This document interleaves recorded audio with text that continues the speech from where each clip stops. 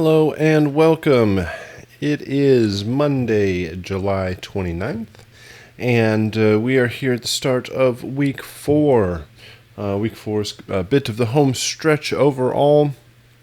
The assignment load lightens up a bit because we do not have a brand new composition, because we don't have a week 5 for peer review and revisions or anything like that. So week 4 is about taking all of the materials that you've worked on over the course of the month and preparing it for final delivery and putting it into a form that you can best show off your work that you've done, the music that you've created for games, along with the sound effects. So we're going to talk about, and your assignments kind of revolve around the best ways to be able to show off the work that you've done. Of course, if you are having any sort of issues with getting Wise set up and getting your music and sound effects working in the game, please reach out to me to make sure that we can get everything squared away and fixed, and all the troubleshooting that needs to happen before the end of the month, so we can end out the month with everything successfully completed, your music and sound effects working in the game. And this week we will talk about how to create video captures of your music and sound effects working in the game so that you can use those to add to portfolios or demo reels. And we'll talk about how you can take all of the knowledge and the projects that you've worked on and apply it beyond the class. One of the big purposes of the class is to really hopefully pique some folks' interest out there, to maybe see how their music is just as viable in a video game as it is in any other media or format, and show you how your music actually works in the game, and give you a sense of the skills set involved and the type of work involved, and hopefully get you interested in maybe getting started in on the games industry and what to do next after leaving the class. So that's the overall focus here of week 4. Again, please reach out to me if you have any sort of questions or issues for any of the assignments throughout the month. We want to make sure that we wrap it up all nicely. So we're going to start out with a bit of peer review. We have 2 submissions from the chiptune assignment. So last week was not completely focused on using Wise. There was a composition assignment that utilizes the restrictions of the original Nintendo system to create a composition in the style and technique of these original game machines, and to kind of show you the breadth of game audio from where we are today all the way back to what could be considered the dawn of game audio. There's a little bit before that, of course, but really strong elements could begin there. So we'll start out with the peer review and then move into a discussion of the new assignments for week 4. So I have a folder here with the 2 chiptune submissions.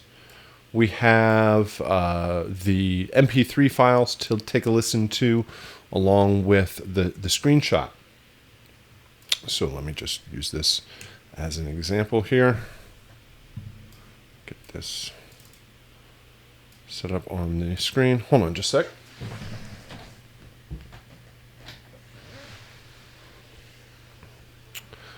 All right, so the main focus of this assignment was maintaining and staying within the restrictions.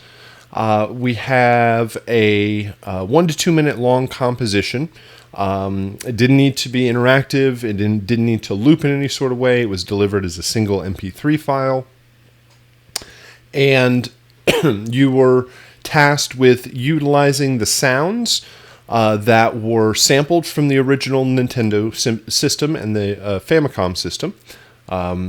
And those waveforms showed up in an EXS24 sound bank, and you have access to as many tracks as you want. And as you see in this screenshot, there was a number of tracks, but at any one time there should only be 4 voices playing, or 4 tracks, 4 channels. So if we kind of check it out here vertically, at no point does at any time does more than 4 play. So you could have as many tracks as you want, but only 4 voices at any one time. So you had to use the palette that was provided, the sounds that were provided, and the restriction of the number of tracks. Those were the 2 main foundations of the assignment, maintaining those restrictions. Then there was a couple of things that we didn't follow. The original Nintendo system, every channel was monophonic, so you were only playing one note at a time. This composition could utilize chords or overlapping notes, and drums also count as one voice. So you could have a kick, snare, and hi-hat all play on the same beat. So a couple of things that we don't fit in directly or follow from the original Nintendo. There was also compressors, EQs, delays, and a reverb on each channel, which is certainly more capable than what was possible back on the original Nintendo, but you could kind of fake some of these effects overall. So let's see. Other than that, compositionally, the sounds are a bit sterile and basic. So some people are completely drawn to this assignment because there's the nostalgia aspect to it.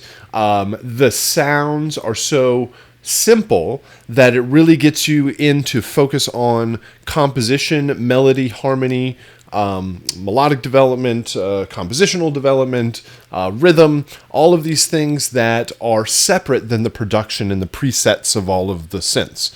So you can't hide behind some magical Logic preset that's going to, you hold one note down and it dances all over the place. So compositional techniques that work here, faster, more staccato compositions, faster, more movement, more change. Don't sit on long block chords that sit there for a very long time waiting before they change, or it can get kind of boring or sterile sounding. Parallel movement of octaves, parallel fifths, parallel thirds, sweeping arpeggiators. So taking a sound, putting an arpeggiator before it, and setting it up to 16ths or 32nds or even 64ths, holding down chords and having it sweep up and down. You hear a lot of very characteristic effects that were popular at the time. So, and then it also helps to find a kind of a game as inspiration. So consider what type of game it might be, and as I listen to it, both of these, I'll kind of come up with some ideas of what kind of game that this might be, or what game I'm imagining that I'm playing, to see if it kind of matches up with the original composer's idea. And it also helps to sometimes tell a story over the progression of the music. So you have 2 minutes. Doesn't need to loop, doesn't need to be interactive in any other way, but it shouldn't follow a typical song form. Most songs will start out with a more sparse intro. We'll add instrument layer by instrument layer. So you'll start out with drums and bass, and then the guitar will come in, and the keys will come in, and then a lead instrument will come in, and it'll build, and then there'll be a break, and it'll all drop back down, and then it'll build back up, and then end. So here, instead of taking quite some time to build up through the intro, using this as a demo, you should go to the best part of the music immediately. Start out with the most, maybe it's not the most interesting, but still start out with a strong part of the music with all of the instrumentation, lots of movement. Start out strong, and then maybe dip back down and then come back towards the end. So structurally, these are aspects that work really well. And some of the things that we're going to be listening for as we check these out. So I think just to be... double check here. Make sure we got the right screenshot. And load up the music. Let's make sure we can all hear this. Screenshot, music. All right, let's give it a try.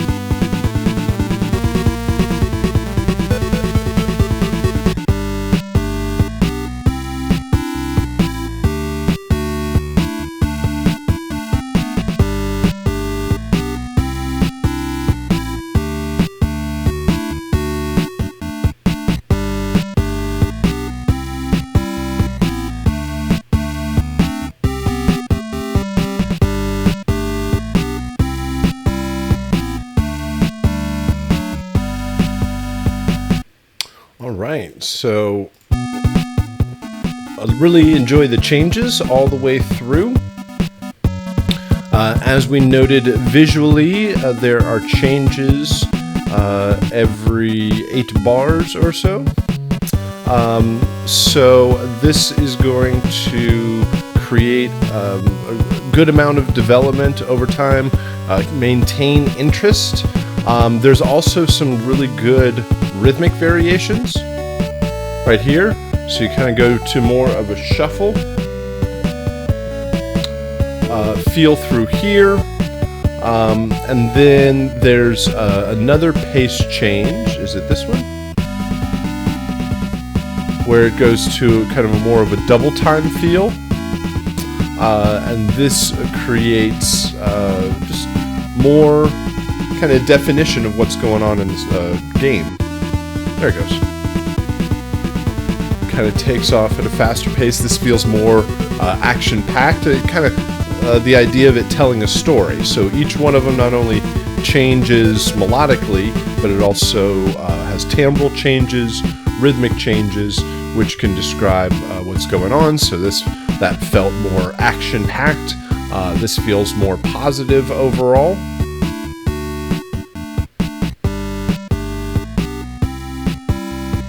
Strong melodic line to kind of finish it all out.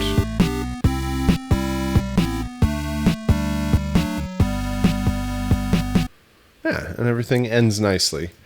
The only thing that I kind of picked out was all of these sounds are kind of very pure.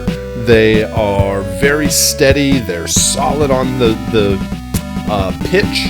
So here, with the movement and the density of the synth parts, these synths feel detuned just a bit, where they have right there's this kind of like phasing of the pitch. So that's the only thing that caught my ear, is that everything feels so solid on pitch that when you get to these dense detuned pads right here, it may mess with the pitch too much. Or you might, well, you only have a certain number of tracks, but having a melodic line there that really defines that melody. Now, it only sticks around for 8 bars, so it may just be a small thing, but that was really the only thing that threw me off during that time period. But everything kind of progresses very nicely all the way through. So, fits within the restrictions, kind of tells the story as it goes all the way through the piece, so that works out nicely. Let's try the next one here.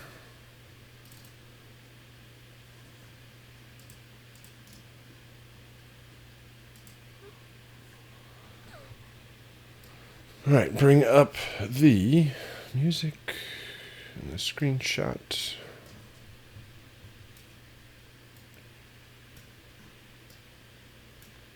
All right, here we go.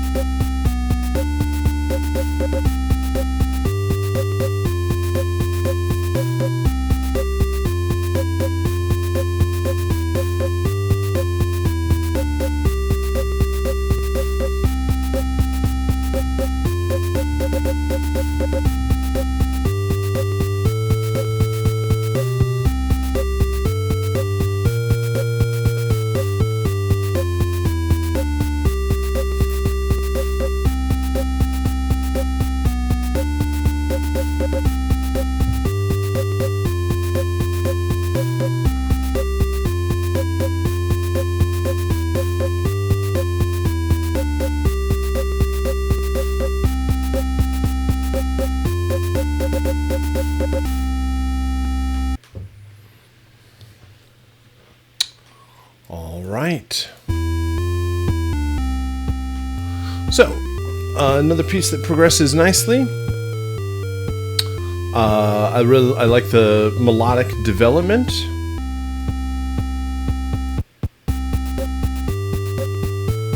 I would say one thing would be kind of more rhythmic changes and probably some timbral changes also. Once the instrumentation is established, it's pretty consistent all the way through. And I see a little bit of change in the rhythm from the drums, but it kind of always feels like it has that kind of shuffle in the hi-hat, kind of a triplet feel. So changing the melodic lead. Also, what harmonic layers do we have? Also feels like you have the drums, you have the bass line, and the melodic lead. You could probably, at some of these changes, I also noticed that the lines are similar in the A and B section, creating, adding in harmonic lines, changing the timbre of the sound, changing the sound and the voice. And then changing up the rhythm a bit more. I mean, I hear the change on the snare, but the kind of shuffle of the hi-hat makes it pretty consistent all the way through. But the melody develops nicely. I would change it a bit between the repetition of the A part and the B part.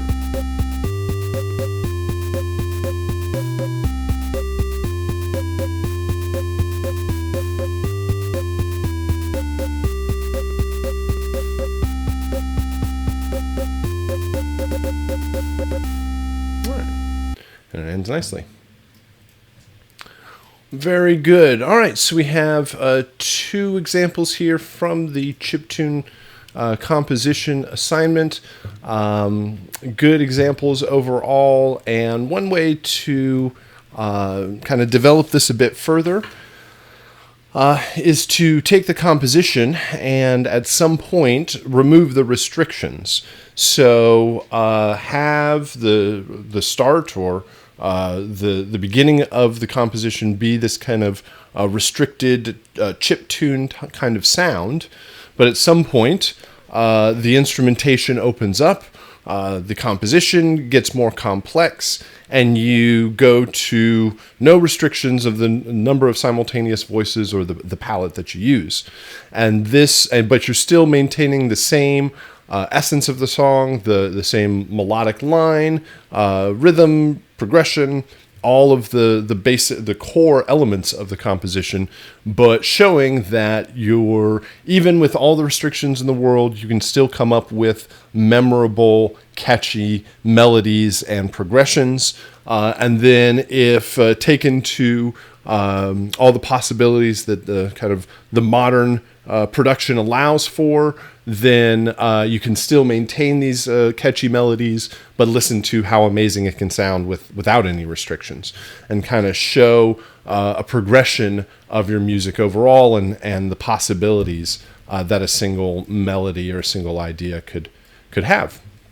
So other ways to consider and think about how you might use your chiptune composition.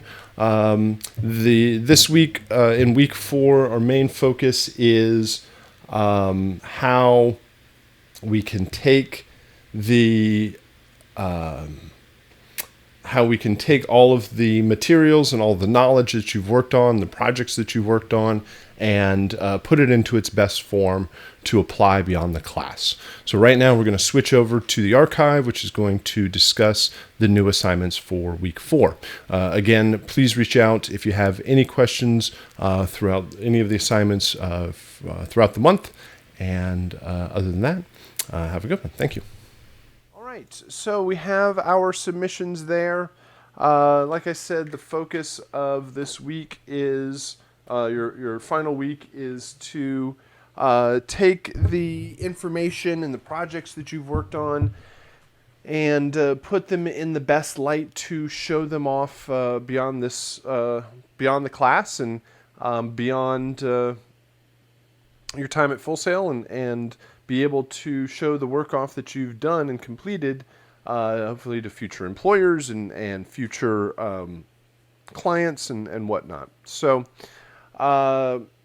as you have been progressing through all of your classes, you certainly should be gathering together as much of your classwork and materials and projects that you've been working on and put it together into a strong demo reel to show that off.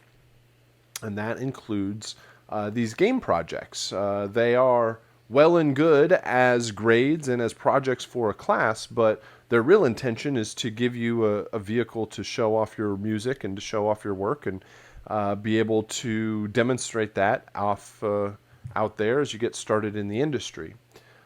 So we are going to talk about the best way of showing off your music that is intended to play back in the game is to actually have somebody play the game.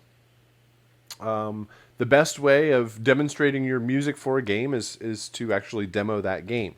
So you have the game projects, you have the game applications, and you can distribute those as you wish. They are yours. They are free for you, free for educational purposes, free for demo purposes. The only thing is you just you would indicate that you did all of the music and sound, but you don't claim that you created the game. But they are for you to put on a website, put in Dropbox, and send it around to future clients or future employers, and to show off your work. However, there are some limitations, mostly like technical limitations, with demonstrating your game. The first one is it's a Mac game, and so whoever wants to play the game needs to have a Mac computer in order to play it. The games can be put in or made as PC games. but that takes a lot of extra understanding and programming to convert the projects. I mean, it is possible, but mostly you have a Mac application. And so somebody has to have a Mac, and maybe whoever you're sending this off to has a computer, and they can check it out. They have to have a computer powerful enough to play the games. That isn't as much of an issue as it used to be, as people's computers have progressively gotten better over the years, and have started with better computers.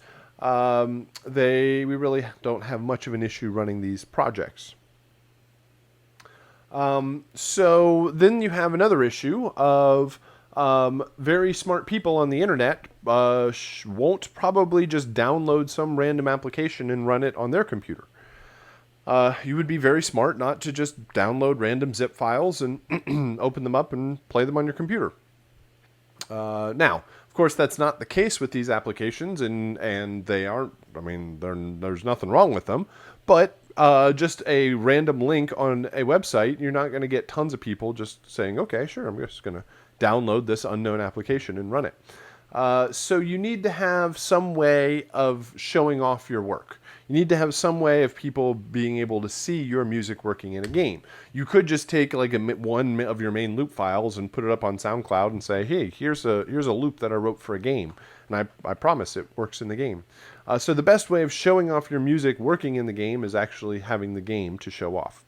So what we're going to do is we're going to do a video capture of you playing the game with your music and sound effects working. So by this point in the month, you have composed the music for both of these projects, created all the sound effects. We had an opportunity for peer review, and you also got feedback for your submission. You have the opportunity to do any revisions or changes to that composition or those sound effects. Last week you used Wise and used an audio middleware tool to connect your music and your sound effects working in the game. You got it working in the game, you tested it out, you played the game, and you listened to your sound effects and your music, and more than likely found some issues with it. I mean, I guess you could knock it out of the park the first time every single time, but most of the time you get it in the game and there's I don't know, 75, 80% of it's all right, but there's another 20% there that I need to tweak and to change. So you go back to your sounds and you tweak your sounds a little bit. You go back to your music and you mix your files and you bounce everything out again. And you test it, put it back in the game, test it out. And that is a very constant kind of revision or iteration cycle where you compose something, you say, I think this is going to work. You put it in the game, go, man, that kind of works, but I need to do this. Then you go back and you fix it, you put it back in the game, you test it out, and you go around and around. So once you get everything set up in the game, then now you're ready to do this final video capture. It basically proves the process that you have created all the music and sound effects, put it in the game, tested it out, and have something to show for it. So you will be using QuickTime and a program called Loopback in order to capture the video on the screen, or the game on the screen. All right, so let me talk about how you will set this up and how this will actually work. So actually I can just do this real quick. When you go on FSO,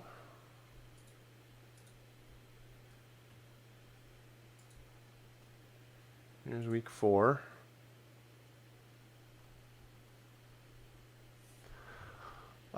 Here's your final game captures assignment. Notice that it is 0 weighted. That doesn't mean that you don't have to do it. It's just not turned in here. You are going to turn it down here in the final project delivery. So don't just ignore the assignment because it is 0 weighted. But it provides you with all the material. It says you will submit this YouTube link in a separate assignment on FSO. Final game capture. So you'll get a PDF here, and you'll get a PDF here. And the first one just gives you mostly just an overview and delivery instructions. Just kind of a real quick summary of how it all works and how to deliver everything here. But there's a separate PDF that goes slide by slide and goes into a lot more detail. So let me just take a look at this here.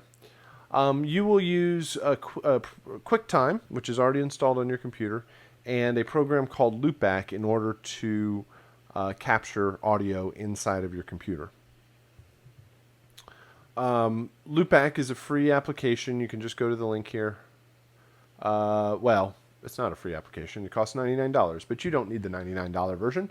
I don't know, unless you completely love the application and you want to support these people, but really you just need the free download for our purposes.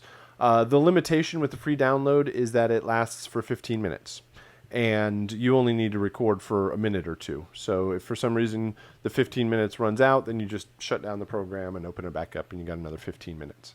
But after a while, it starts blasting white noise at you, so make sure if you hear that, that's what's going on there. So you just download the Loopback, and what it is it is a virtual audio cable application for your computer. Meaning, you are going to record the video using QuickTime. You've probably used QuickTime at some point. This is actually QuickTime down here for all my videos. QuickTime is just capture the video from your webcam, or actually in this instance it's going to capture the actual screen, but QuickTime doesn't allow you to do audio from inside of your computer. Actually, here's a better view of it. This is what it looks like when you open up and do the screen recording, and when you hit this down arrow, it doesn't allow you to record from inside of your own computer because of all sorts of nefarious copyright reasons. They don't want you recording everything that's ever been played through your entire computer, but for our purposes, it's your music. You want to record it, so you need to have a way of actually doing that. That's where Loopback comes in. And when you download Loopback and you run it, it looks like this. Here.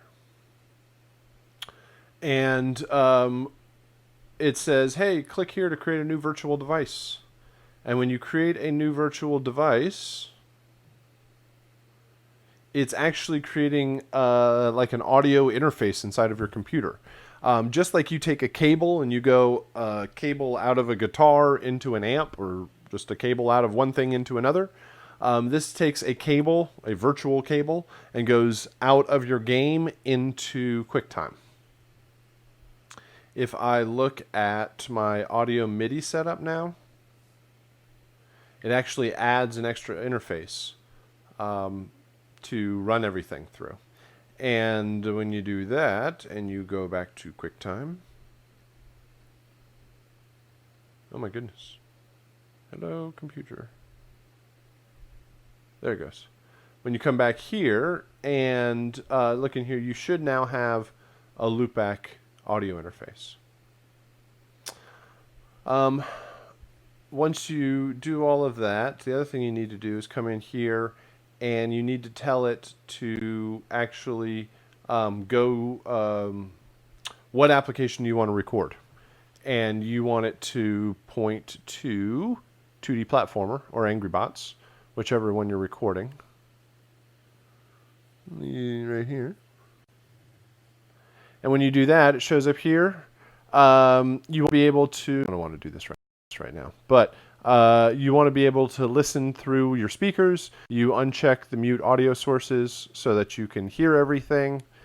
And then you go run the game, and you should be able to meter it. Once you play the game, you should see some meters here inside of the screen recording, and you know at that point that it's working. When you get this set up, you might hear it doubled up, like it might monitor back twice. Depends on how you have your audio set up. But it either can be this. It could be could be monitoring through QuickTime, which could be this fader. It could be this setting, monitor through audio through whatever your output is. So double check those just to make sure. The other thing is, if you hear it doubled, it doesn't actually capture doubled.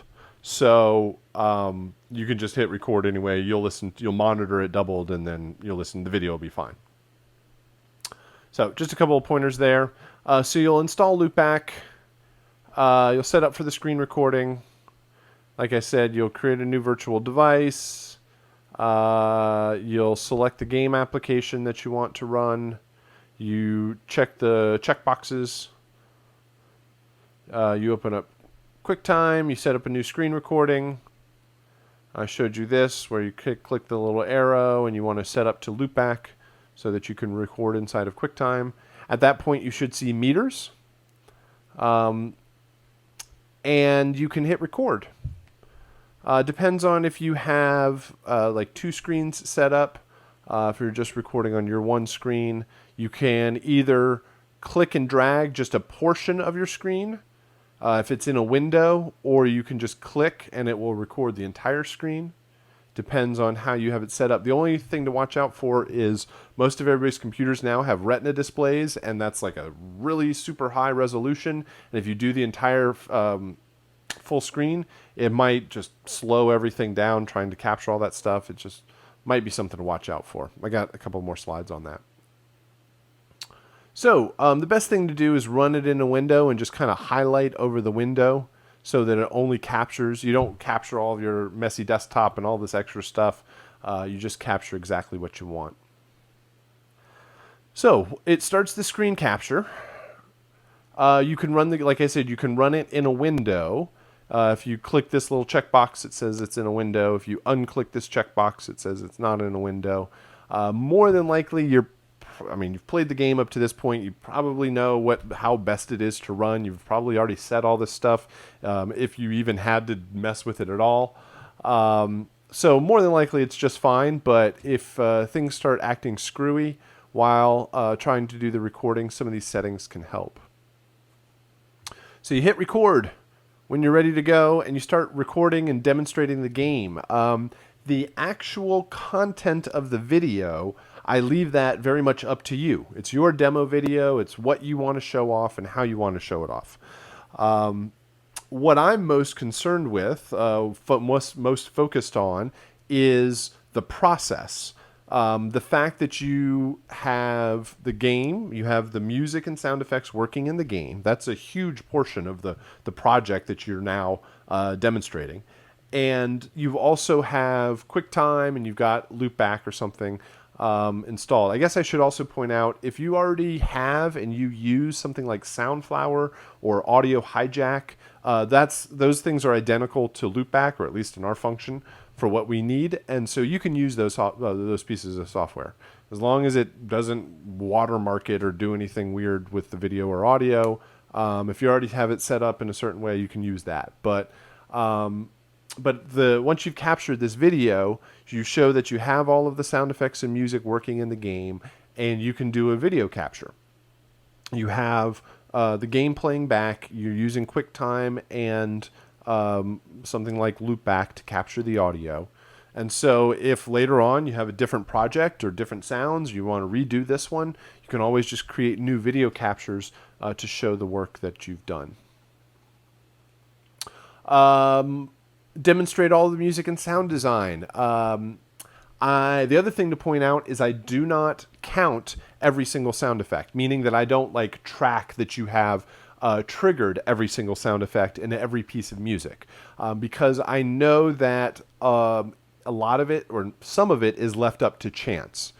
You can't always trigger every single music file because it's random.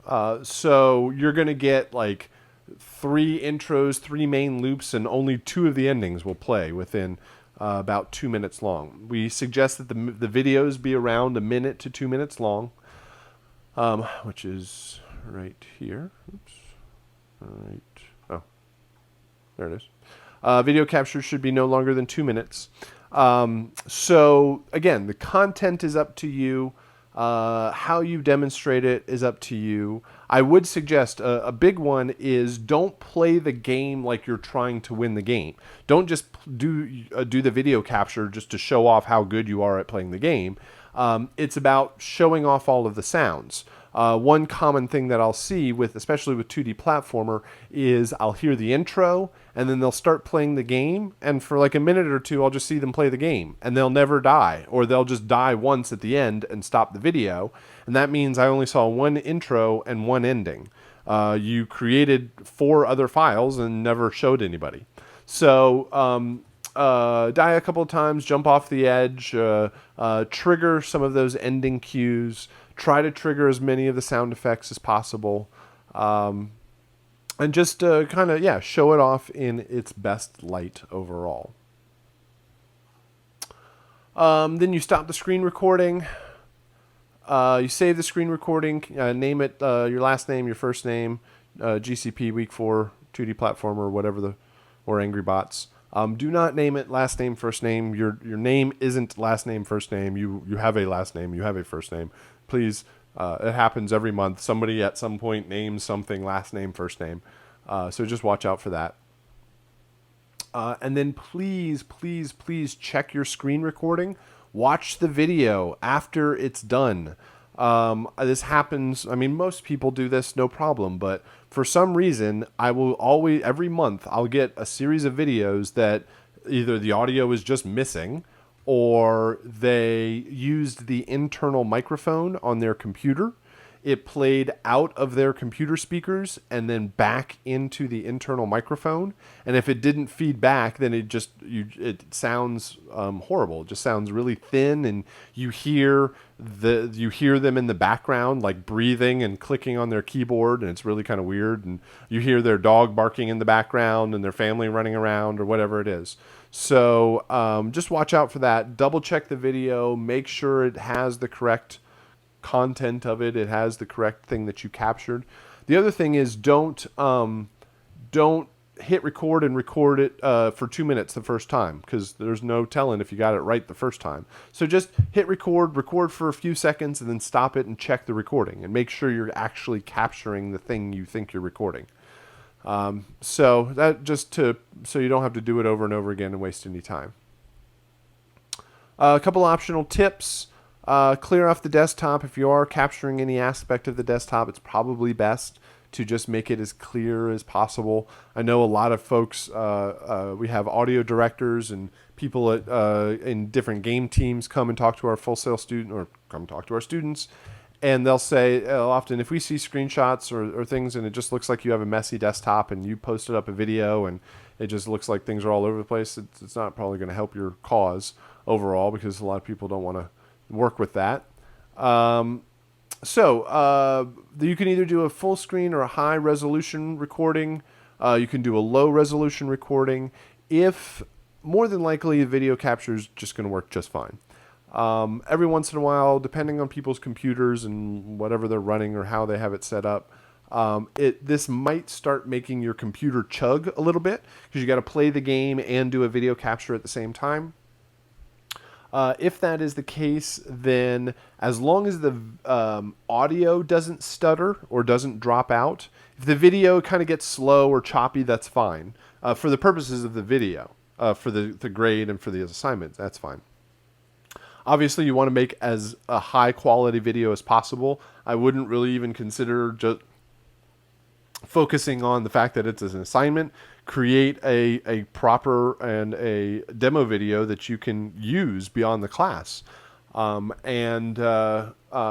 if need be, try shrinking down the resolution of the game. Maybe even try shrinking down the resolution of your monitor and your screen. That might help create smoother videos overall. Once you have done the video for both Angry Bots and 2D Platformer, you're going to post them up on YouTube. Just put them up there. You can put it just so that I can view it. You don't have to make it completely public, but don't make it private. make sure that you post it up and you can share the link and have everybody reference it. So the assignment of the video capture is really getting everything set up. Once it's working, then it's just playing the game and just showing off how your music and sound effects sound in the game. All right, so that is your final video capture. And to then show it off, or then to kind of deliver the final version of everything back here on FSO.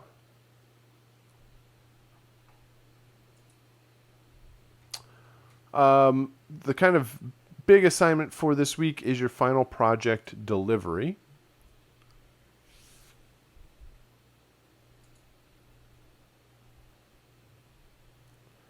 And this is going to be basically, it's a 10-question test, but it's not like a test that you study for because you have all the answers. It's just really a summary of your composition. So it's broken down into two halves. 5 of the questions are for 2D platformer, 5 of the questions for Angry Bots. They're very similar to each other. The first one is 2D platformer video capture. Provide the YouTube link to your 2D platformer game capture video. So you just did the video capture, you uploaded it to YouTube. Now post the YouTube link here. Make sure that it works. You can always go into incognito mode to check links. That's how I do a lot of my stuff with YouTube and Google, since I have like a personal login for YouTube and Google, but whenever I want to do any Full Sail stuff, you just go into incognito mode and it forgets who you are, and then you can log in as whatever you want. So if you just double check all the links that you're going to send me, make sure that they work. You can use incognito mode to do that, or send them to somebody else, and then that's how I will be able to check it also. So give me a YouTube link. This is actually quite important. A missing YouTube link or a missing audio track in a video renders the submission ungradable. If I can't hear it, if I can't hear your music and your sound effects, or the video doesn't work, or the link doesn't work, I can't grade the rest of the assignment. So make sure the video is there and working. Then you'll send me a screenshot of your DAW session. You will, this is the 2D platformer instrumentation. List the instruments that you used in the intros, main loop, and ending cues. Name any synths or sample library sources for all the tracks. So you will tell me what instruments you used. Tell me in the intros, the main loops, and the endings, which synths, which drums. Don't just tell me I used a piano and I used a banjo and an organ and a synthesizer. Tell me which presets, which sample libraries, which synthesizers you used, which presets you used, so that the idea is if somebody else had to recreate this session, they knew what instruments. They could go load up those, assuming that they had the same instrumentation that you did. Somebody could kind of recreate all of this stuff if necessary.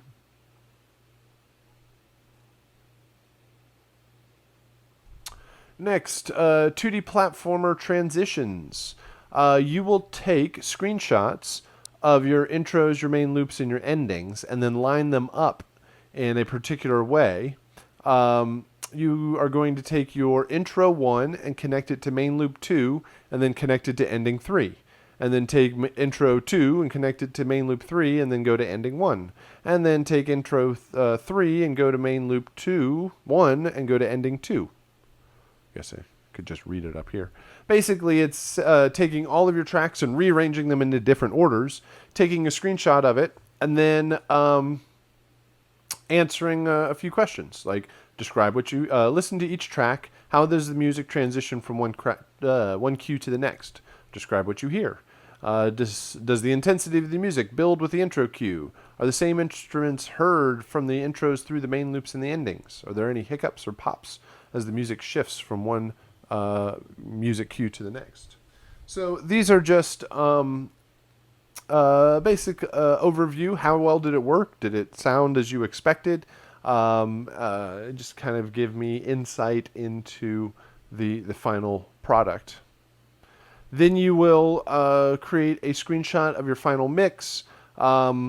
Give me a peak level and an RMS level. Use the level meter plugin found in Logic, just so I can get an overview of your levels. AngryBots section is very much very similar. AngryBots video capture. Provide the YouTube link for that. Give me a screenshot of your AngryBots session. And list the instrumentation used in your ambient, buzzer action, mech action, and spider action cues. Then you'll take your 4 files, line them all up together, ambient, buzzer action, mech action, spider action, and then basically comment the same way. How did it work? Listen to your cues playing back together. Describe what you hear. How well did the cues play back? Are there any noticeable issues? Do the cues start and end at the same time? Are there any rhythms that clash? Do the melodies or harmonies clash? Just to get an overview of how well the main portion of the composition worked.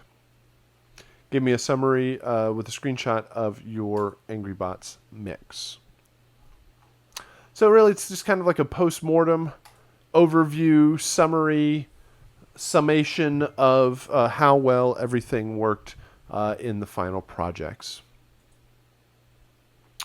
So that is the direction we are headed in this last week. Please let me know if you have any questions. I'm going to stick around here for a few minutes if you have any questions. But again, this is the last week. Let me know if you are having any challenges or anything that you need to discuss in the final part of the week. But we have one more class on Thursday. We can listen to or discuss any or anything that you need, or take a look at your final video. But other than that, let's end it there. Thank you very much, and I'll see you again on Thursday.